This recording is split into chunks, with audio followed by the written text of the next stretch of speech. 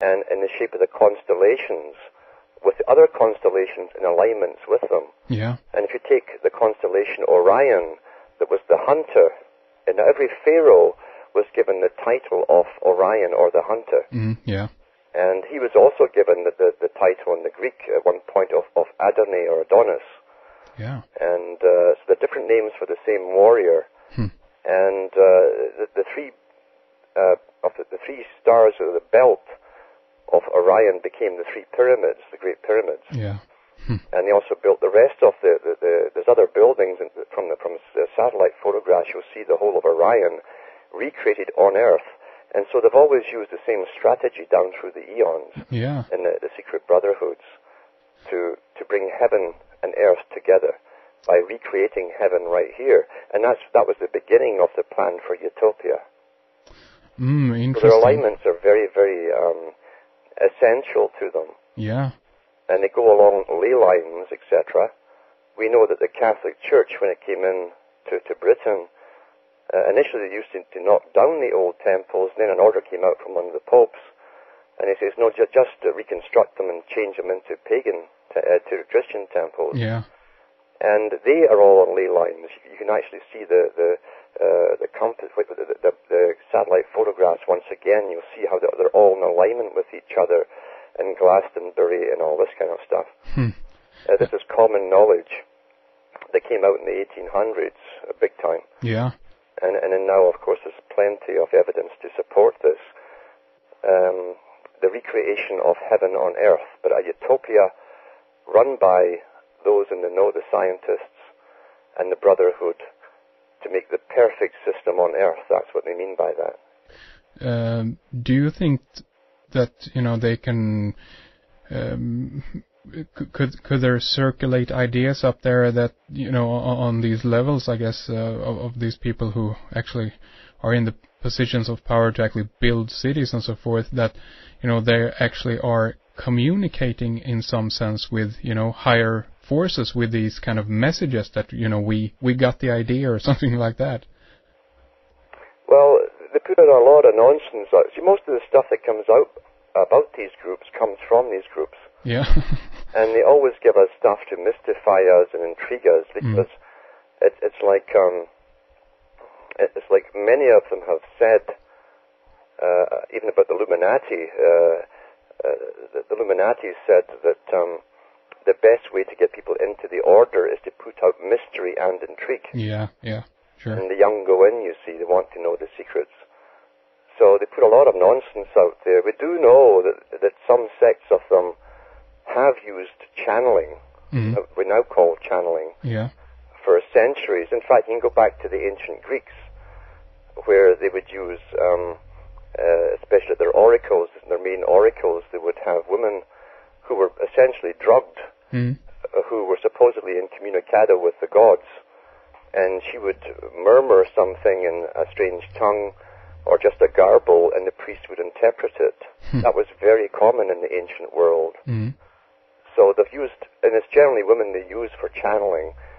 Even Adolf Hitler and a couple of his societies that he had, the Vril Society was one of them. Yeah. They used a female channeler, and again, we don't know how much is myth and how much is meant to fascinate us. But they do claim that some of their advanced technology was channeled through this woman for their weaponry. Interesting. I totally agree. It's a jungle, basically, a mishmash of all of these different ideas, and on one level, as you say, it's very intriguing, very interesting, and also I totally agree. It feels like it is there to kind of mesmerize you and kind of get you into that kind of thinking or that kind of theme. I mean, how do you do you go by heart, or do you study this very meticulously in order to kind of separate the truth from the lies, basically? Yes, you can. You can definitely throw a lot of the mystery out the window, because, as I say, they put out about themselves generally to get themselves almost. It creates awe in the listener to think, oh, they're so powerful and they have this magic, etc. Yeah. So you realize, no, they run mainly on science and money, of course, big money. Yeah. And secrecy, and they are the only ones on the planet who are directing the course of the future of the planet. Yeah. So the lesser groups, the lower orders of Freemasonry, can really believe as they wish. I knew some of the middle members, like Maurice Strong, who was picked up by Rockefeller and has been a UN frontman ever since. Mm. I know that he has his personal deity that he meditates with. Now, how much of that is nonsense or he's put on a show for the public, once again, we don't know. Yeah. Very interesting. Yeah, it always also seems to tie back to these, entities that are being channeled or whatever. I mean, we could speak about, of course, Aleister Crowley and his, I Was, where you got the Book of the Law. We could speak about, I guess it was Joseph Smith of the Mormons, who also had some kind of encounter with light beings or something like that. Yeah. So and once again, Joe Smith was a Mason. Yeah, yeah. And unfortunately, the angel let him translate it all. He gave him the power to translate it from the golden tablets, then took the tablets away so that there's no proof. Exactly. It's beautiful. Yeah, regarding you mentioned the Nazi, the real society, and I guess also the Thule society. There is this underlying theme that there was some kind of fight between the Nazi branches and them going up against Freemasonry and the fraternities that were in place in Europe throughout that time. Do you know if this is true? Yeah, what is this is a standard thing. The Soviets did the same thing. Mm-hmm. Once they get in power, they abolish all lower orders of Freemasonry because they, of all people, understand how Freemasonry has been used to foment revolution and counter-revolution. Ah. So they always abolish the lower orders. However, while they're in power, they keep the higher level to themselves, and they still practice it in the higher level. I mean, if you look at Himmler, Himmler had his own Masonic Knights Templar type temple created and built.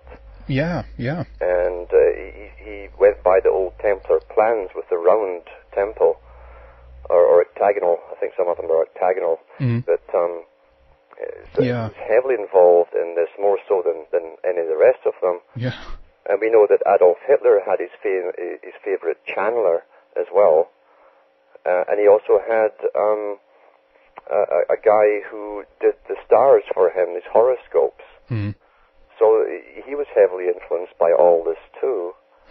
The Soviet regime, it's interesting, in the British newspapers, after they decided to take the walls down, because it was time to move out into society, really, according to the speech by Gorbachev that he gave in the Soviet Union, interesting enough, a 2-page spread was done on the Soviet general staff of the military, and they found that they're all into the same things: channeling, fortune-telling, talismans, all the old magic stuff. Yeah. Yeah. So, I mean, there is this, underlying idea, the official version, just as you said there, that, the Soviet or the communist socialistic idea was, atheistic in that sense, but I think you pointed out in one of your blurbs that, again, this is very, a very religious movement.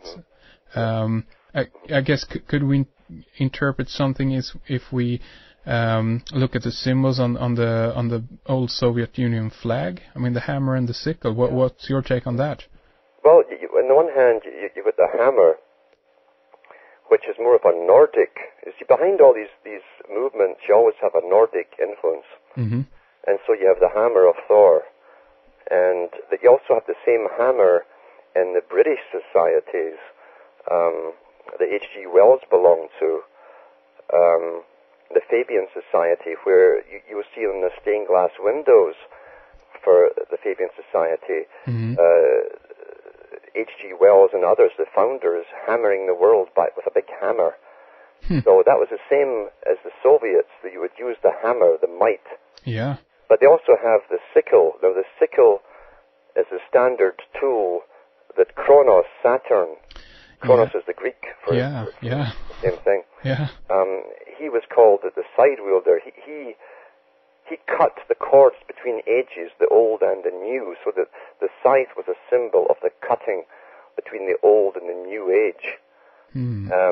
And also just off between the horns of like the moon, it's also the moon, you see, the nasi in Hebrew, it means the head. And it's also for the new moon, they call that too. The Sanhedrin is called a nasi, which is quite the coincidence. And between the two horns of the sickle or the moon, you also have a little star there if you look closely. Yeah, that's that again is a star of Lucifer, the light bringer, or Prometheus, same old story. Yeah. Highly occultic. Then they had, all Masons and military organizations have a square where they march. And that's from Freemasonry, and they call it square bashing in Britain, where you learn to drill and do all your marching. And the Soviets had the red square, and red was the color in Freemasonry for revolution, you see. It's quite interesting to see that.